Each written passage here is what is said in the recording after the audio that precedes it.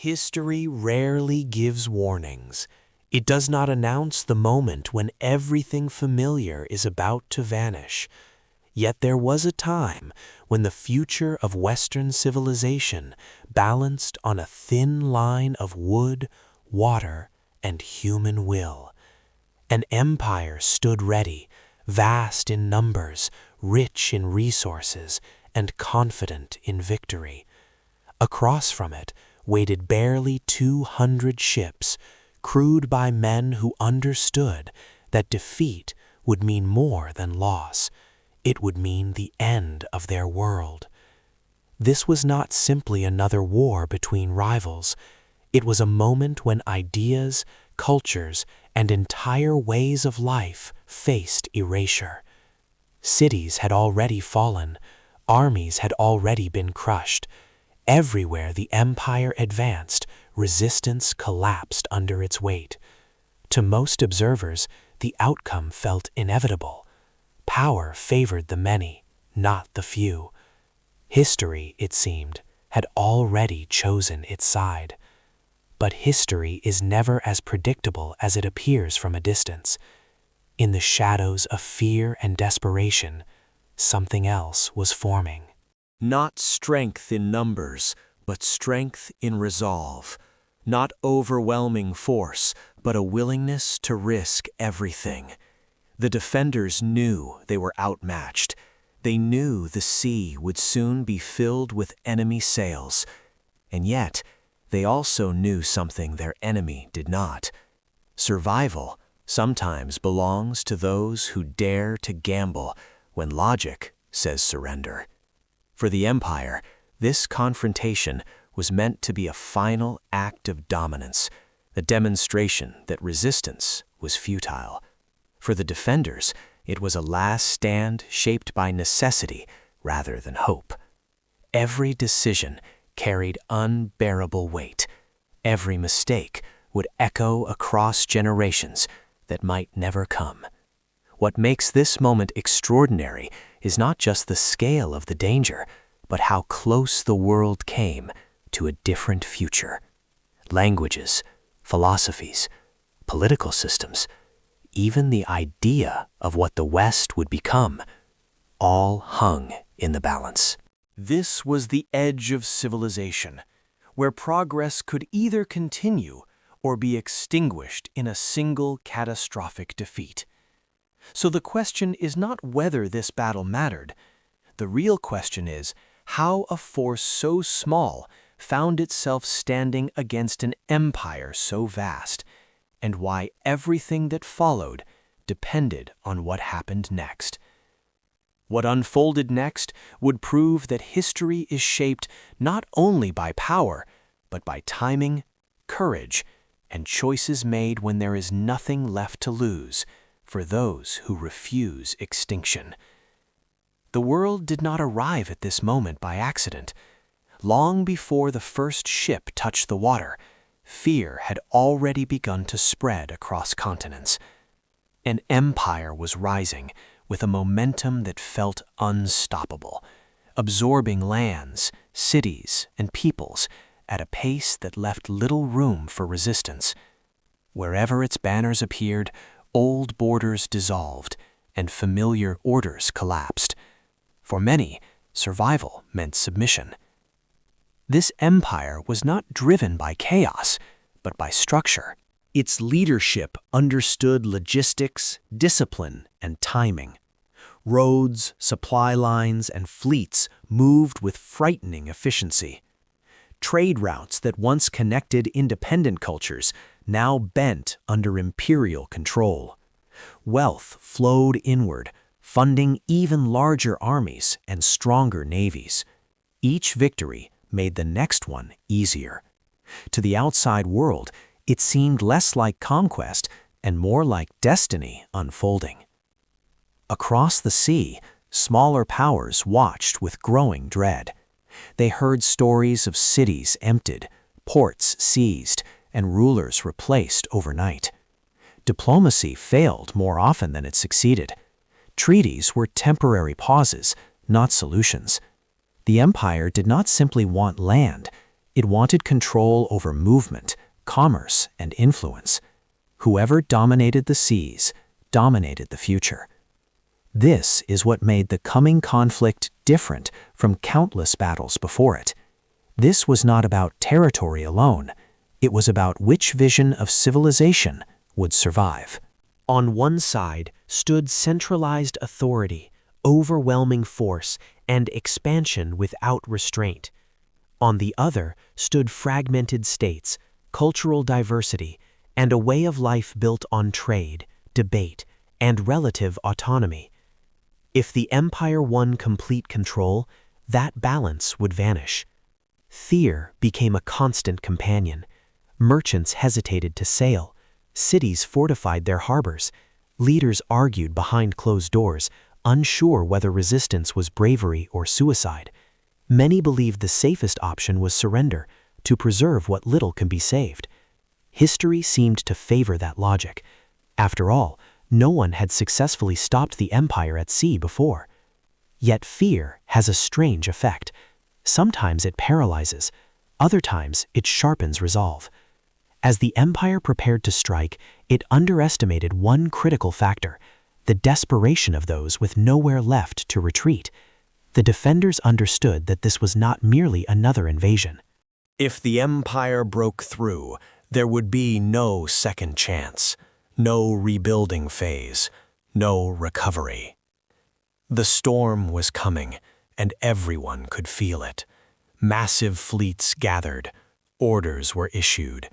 The sea, usually a source of wealth and connection, was about to become the stage for a decision that would echo far beyond the horizon. And waiting at the center of it all were the underdogs, preparing to face an impossible choice.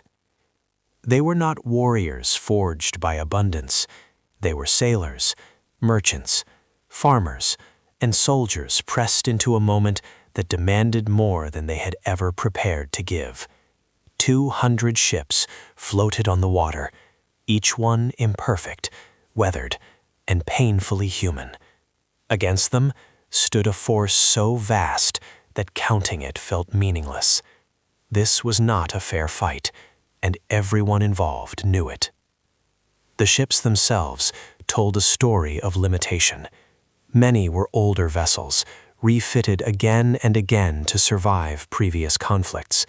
Their hulls bore scars from storms and skirmishes. Supplies were stretched thin. Weapons were functional, not superior. Every advantage seemed to belong to the enemy, except one: familiarity. These crews knew the waters they sailed. They understood the currents, the winds, and the narrow passages where size could become a weakness. The men aboard were exhausted long before the first clash. Months of tension had worn them down. Sleep came in short, uneasy fragments. Doubt crept in during quiet moments, when the sea was calm and the future impossible to ignore. Some questioned whether resistance was foolish pride. Others feared that history would never remember them, only their failure. Yet something held them together. Not confidence, but necessity. There was no escape route behind them. Families, cities, and traditions existed only if these ships held the line. Each sailor carried the weight of more than his own life. Every oar stroke, every adjustment of sail, felt like a decision made on behalf of generations. Leadership mattered here, not through grand speeches, but through presence. Orders were clear, voices steady, even when hands trembled. Fear was acknowledged, not denied. It passed through the ranks like a current, but it did not break them. Instead, it sharpened focus. The smaller the chance of victory seemed, the more precious every moment became. The contrast could not have been clearer. On one side, endless resources and certainty. On the other, scarcity and doubt. But scarcity also forced creativity. Plans were discussed quietly, refined endlessly, and questioned without ego. These crews knew they could not overpower their enemy. They could only outthink and outmaneuver them, if the opportunity ever appeared. As the fleet assembled, silence settled in. Not the silence of peace, but of anticipation. Each man understood that once the first move was made, there would be no turning back. Victory might mean survival. Defeat would mean disappearance. And yet, as the ships aligned and the horizon filled with enemy sails, a question lingered beneath the fear and fatigue. When numbers fail, when strength is unequal, and when logic offers no hope at all, can courage alone bend the course of history? For the Empire, this confrontation was not a question of victory, but of timing. Defeat was not part of the calculation. Their confidence was built on years of relentless success, victories that had reshaped maps and broken resistance after resistance.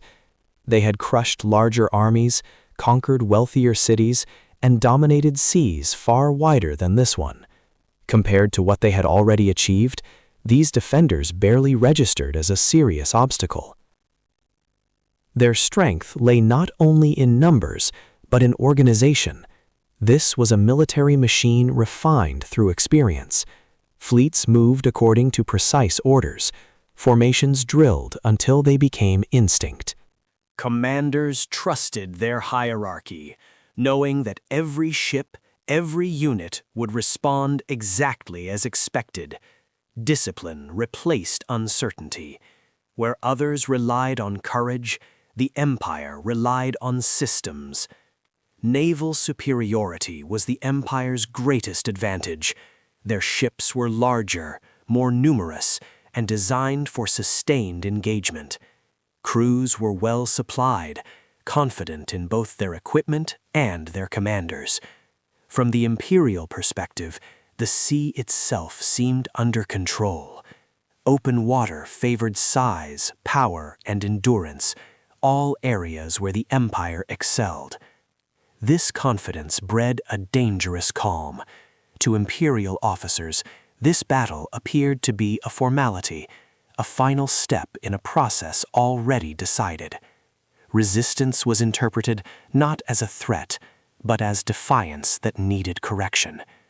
The idea that a smaller force could alter the outcome simply did not fit their understanding of warfare. History, as they saw it, belonged to those with the greatest strength. The contrast between the two sides was stark. Where the defenders prepared with urgency and fear, the Empire prepared with routine. Where the smaller fleet relied on adaptability, the Empire relied on predictability. Every previous encounter had reinforced the same lesson: overwhelming force wins. There was no reason to believe this time would be different. Arrogance, however, rarely announces itself. It hides behind success. The Empire's leaders did not feel reckless. They felt justified. Their worldview had been validated too many times. Each conquered port, each surrendered city, confirmed that resistance was temporary and futile. From their vantage point, the defenders were clinging to false hope. This belief shaped their decisions. They expected a conventional engagement. They expected fear to cause mistakes. They expected the smaller fleet to break under pressure, just as others had before. The possibility that desperation could produce innovation was underestimated, dismissed as unlikely. Logically, the Empire was correct. On paper, there was no scenario in which this force should lose. Numbers favored them, technology favored them, experience favored them. Even morale, shaped by years of victory, favored them. Everything pointed toward a decisive, uncomplicated triumph. And that was precisely the danger. Confidence hardened into certainty. Certainty dulled caution. As the Imperial fleet moved into position, convinced that history was once again on their side, they failed to see that they were sailing into a moment where logic alone would not decide the outcome. What they believed was impossible was already beginning to take shape. just beyond the edge of their expectations. Desperation forces clarity. With no advantage in numbers or strength, the defenders understood that following traditional rules would guarantee defeat. Matching the Empire ship for ship was impossible. Retreat meant annihilation later. Surrender meant extinction. Only one option remained, a gamble so dangerous that even discussing it felt like inviting disaster. The strategy was born from limitation, narrow waters, shifting winds, and the enemy's confidence created a fragile opening. Instead of meeting the Imperial fleet where its size could dominate, the plan relied on constraining it, compressing power until it worked against itself. Every detail mattered. Timing, positioning, and discipline had to be flawless, because there would be no margin for correction. This plan violated accepted doctrine. It depended on precision rather than force, risk rather than safety. A single miscalculation could collapse everything. If the wind shifted too soon, ships would scatter. If communication failed, chaos would spread faster than control. If fear overpowered discipline, the fleet would unravel before the enemy even engaged. Commanders wrestled with the idea. The danger was obvious. So was the alternative. Safe choices led only to certain defeat. The gamble, however slim its chances, offered something rare, the possibility of changing the rules of engagement. It transformed weakness into a potential weapon. Preparation was quiet and intense. Crews were told only what they needed to know. Surprise was essential, not just against the Empire, but against doubt within their own ranks. Every sailor had to trust the plan without fully understanding it.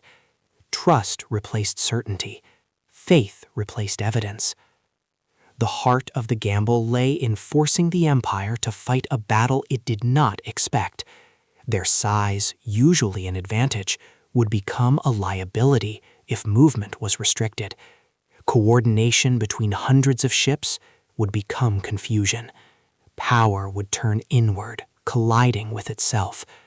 The defenders were betting that arrogance would blind their enemy long enough for this transformation to occur. Still, nothing about the plan felt heroic in the moment.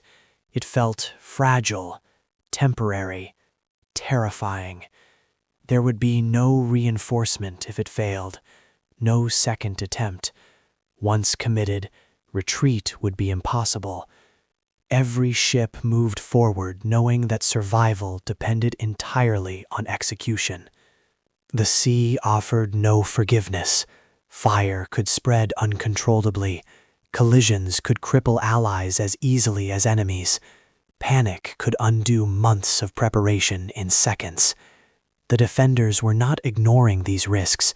They were accepting them, because refusing risk meant accepting erasure. What made the gamble truly extraordinary was how completely it inverted expectation. The Empire relied on repetition, on battles fought the same way because they always worked. This plan depended on unpredictability, on striking where habit created blindness. The defenders were wagering not just ships, but the psychology of their enemy. They believed that confidence could be manipulated, that certainty could be turned into hesitation at the worst possible moment. It was a risk built on understanding human behavior as much as naval tactics. And once that line was crossed, there would be no turning back, only the consequences of daring to believe that the impossible might still bend. Everything now depended on seconds, courage, and an irreversible decision. The moment arrived without ceremony. No signal announced it. No dramatic pause marked the beginning. One instant, the sea was tense and waiting. The next, it exploded into motion. Sails snapped tight as the wind shifted, oars bit into the water, and two worlds collided with terrifying speed. Steel scraped against wood, shouts cut through the air. The battle had begun. The Imperial fleet advanced with confidence, its sheer size filling the horizon. Rows of ships moved forward like a living wall, banners flying, drums beating rhythm into the chaos. To them, this was supposed to be overwhelming, a demonstration of power that would crush resistance through presence alone. But as they pressed forward, the water around them began to work against their expectations. The defenders struck first, not with brute force, but with precision. Ships surged into positions that seemed reckless, threading through narrow gaps, moving closer than comfort allowed. Fire leapt across the water, sudden and blinding, turning night into chaos. Smoke rose thick and choking, erasing distance and direction. Orders were shouted, then lost, swallowed by noise and panic. What had once been open sea became a trap. The Empire's ships, designed for dominance in space, found themselves crowded and constrained.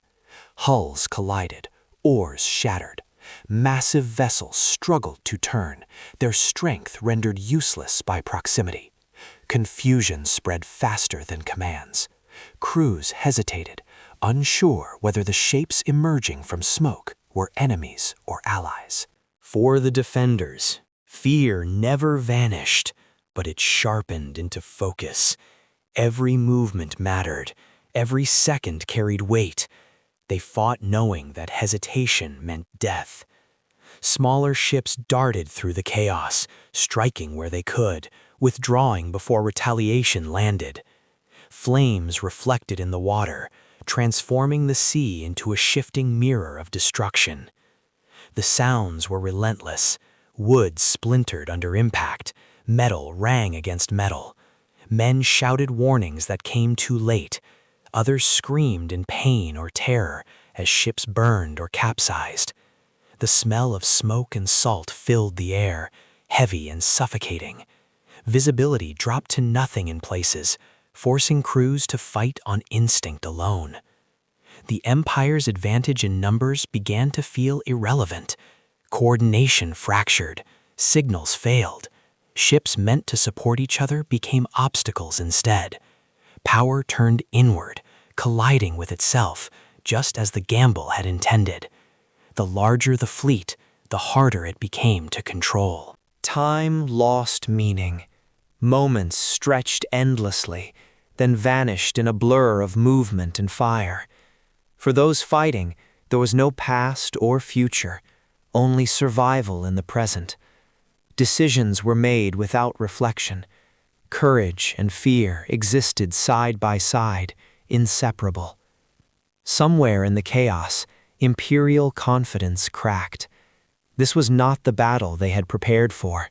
This was not the resistance they expected. The defenders were not breaking. They were adapting, pressing harder as confusion spread.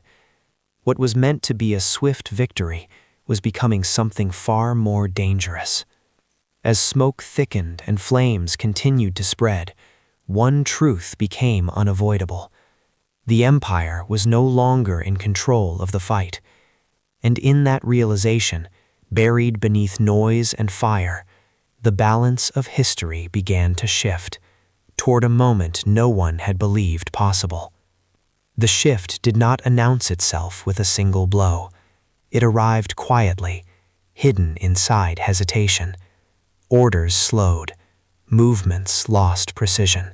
The Imperial fleet, once unified, began to fracture under pressure it had never experienced before. What had started as confusion now hardened into something far more dangerous: doubt. One ship turned too late and collided with another. A signal was missed in the smoke. A commander hesitated, unsure whether to advance or pull back. These were small failures, but they multiplied rapidly. The Empire's strength depended on coordination, and coordination was dissolving. Each mistake amplified the next, until control slipped beyond recovery. Panic crept in unevenly. Some crews fought harder, pushing forward out of instinct. Others froze, waiting for orders that never came. The battle no longer followed a single plan. It splintered into dozens of isolated struggles, each one draining momentum. Where confidence once ruled, uncertainty took its place. The defenders sensed it immediately. They did not need to understand the full picture. They felt the change in resistance, the hesitation in enemy movements, the widening gaps where none had existed before. What moments earlier had required desperation now invited aggression. Initiative shifted hands. Smaller ships pressed forward with renewed urgency. They exploited openings, striking vessels trapped by their own size. Fire spread unchecked as Imperial crews struggled to respond. Attempts to regroup only created further congestion. The very numbers that had promised victory now magnified disaster. Leadership faltered. Commanders accustomed to obedience found themselves ignored or unheard. Signals vanished into smoke. Runners never returned. The chain of command, so carefully constructed, snapped under strain. Without it, discipline eroded quickly. The contrast was stark. The defenders, once fighting to survive, now fought to dominate the moment. Their movements grew sharper, more confident. Fear remained, but it no longer controlled them. They had crossed an invisible threshold, one where belief replaced doubt. For the Empire, realization came slowly and painfully. This was no longer a manageable engagement. Retreat, once unthinkable, became necessary to avoid total destruction. But retreat itself proved difficult. Turning massive ships in chaos invited further loss. Escape routes closed as panic spread. Men who had never known defeat now faced it directly. Some abandoned their posts.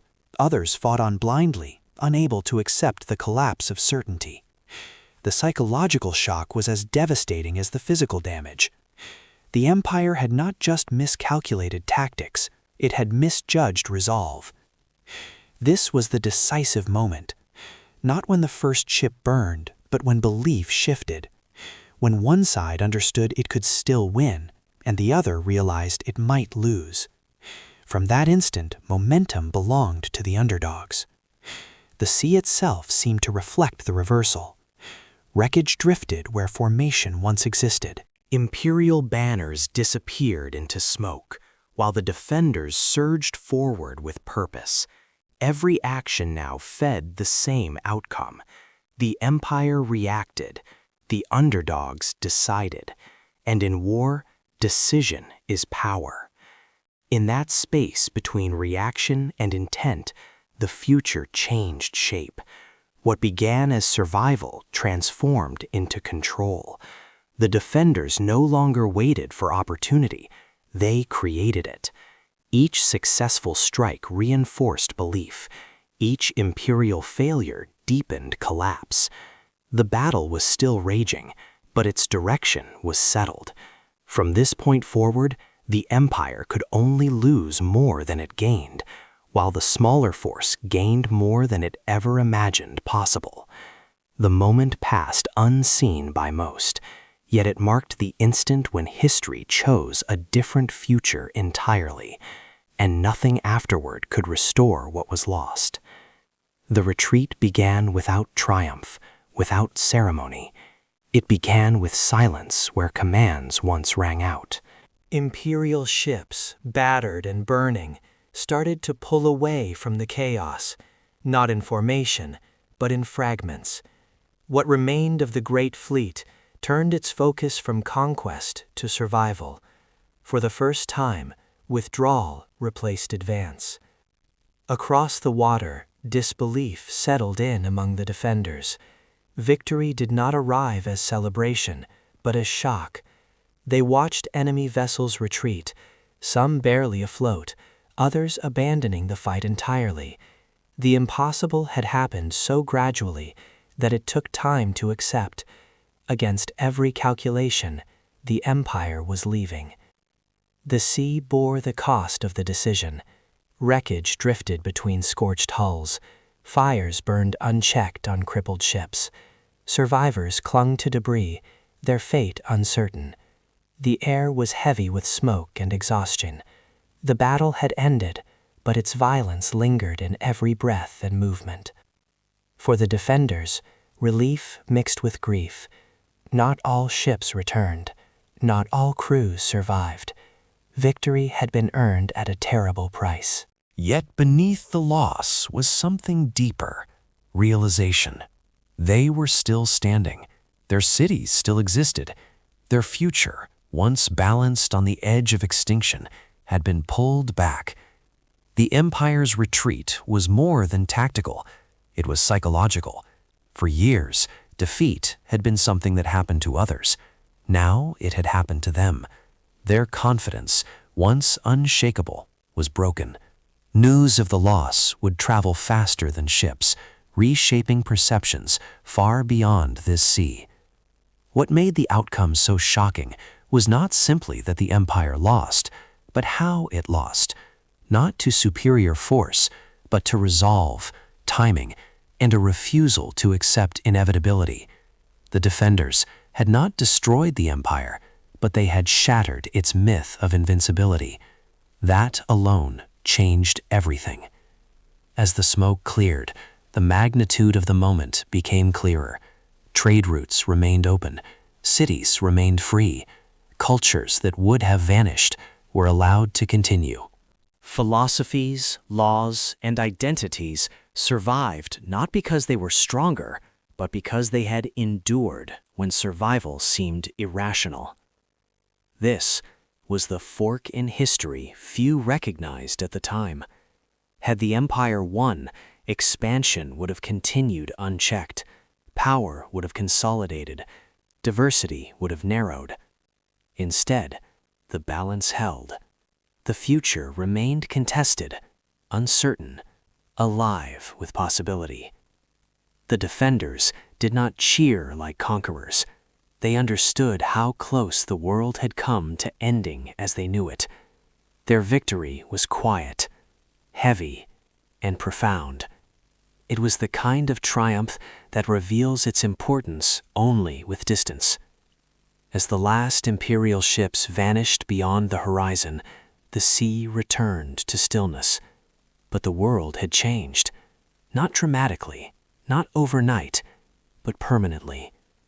A line had been drawn, proving that destiny was not fixed, that empires could be stopped, and that courage, when paired with decision, could redirect history itself. The battle was over. The consequences were only beginning. It is tempting to reduce this battle to a dramatic upset, a story of the weak defeating the strong, but its true importance lies far beyond the ships that burned on the water. Had the outcome been reversed, the foundations of Western civilization would have shifted in ways that are difficult to fully measure, yet impossible to ignore. Control of the sea meant control of trade. If the empire had won, major trade routes would have fallen under a single authority. Economic independence would have disappeared, replaced by centralized power that dictated who could move, who could profit, and who could survive. Cities that relied on maritime trade would have withered or been absorbed, their cultures diluted or erased. Politics would have followed the same path. The survival of multiple independent states allowed experimentation with governance, law, and civic identity. A decisive imperial victory would have accelerated political uniformity, suppressing systems that valued debate, shared power, and local autonomy. The idea that authority could be questioned or divided might never have taken root. Culture, too, stood at risk. Art, philosophy, and language flourish in spaces where exchange and diversity exist. Under unchecked expansion, cultural output narrows to reflect the values of the dominant power. Entire schools of thought, traditions, and identities could have vanished, not through violence alone, but through gradual replacement. There is a common myth that Western civilization was destined to rise regardless of individual events. This battle challenges that assumption. History is not inevitable. It is shaped by fragile moments where outcomes could easily swing the other way. This was one of those moments. Survival was not guaranteed. Continuity was earned. The truth is more uncomfortable than the myth. Western civilization did not triumph because it was superior. It survived because at a critical moment it resisted collapse. That resistance preserved space for future developments that would later define it. Democracy, scientific inquiry, and legal traditions did not emerge fully formed. They required time, stability, and freedom from absolute domination. This battle bought that time. It prevented a single power from closing the door on alternative futures. It allowed fragmentation instead of consolidation, competition instead of control. From that environment, innovation could grow. Seen this way, the victory was not about glory, it was about preservation. The preservation of possibility itself. Without it, the familiar trajectory of Western history would look unrecognizable, shaped by a different authority, guided by different priorities. That is why this battle matters, not as legend, but as a hinge point. One loss would have narrowed the future. One victory kept it open. The echoes of this battle did not fade with the smoke. They carried forward through centuries, shaping how wars were planned, how power was challenged, and how smaller forces understood their place in history. Strategists studied it, not for its scale, but for its lesson. Dominance is not permanent, and superiority can be undone by context, timing, and human judgment. Naval warfare changed because of what happened here. Commanders learned that environment matters as much as numbers. Narrow waters, weather, and positioning could neutralize even the largest fleets. Flexibility began to rival raw strength as a deciding factor. The idea that a smaller force could dictate the terms of engagement reshaped military thinking long after the ships themselves were gone. Beyond strategy, the battle left a deeper mark on civilization. It reinforced the belief that survival was possible, even when outcomes seemed predetermined. Societies remembered that resistance was not always futile, that surrender was not the only rational choice. That belief alone influenced future decisions, inspiring others to challenge forces that appeared unstoppable. History often celebrates empires, but it is moments like this that quietly define it, not through conquest, but through preservation. The world that followed was not perfect, but it was plural. Different systems, ideas, and cultures were allowed to coexist, compete, and evolve. That diversity became a strength. The men who fought here did not know the legacy they were creating. They acted out of necessity, fear, and resolve. Yet their choices proved something enduring. Numbers do not decide history. Decisions do. As time passed, names blurred and details faded, but the lesson remained.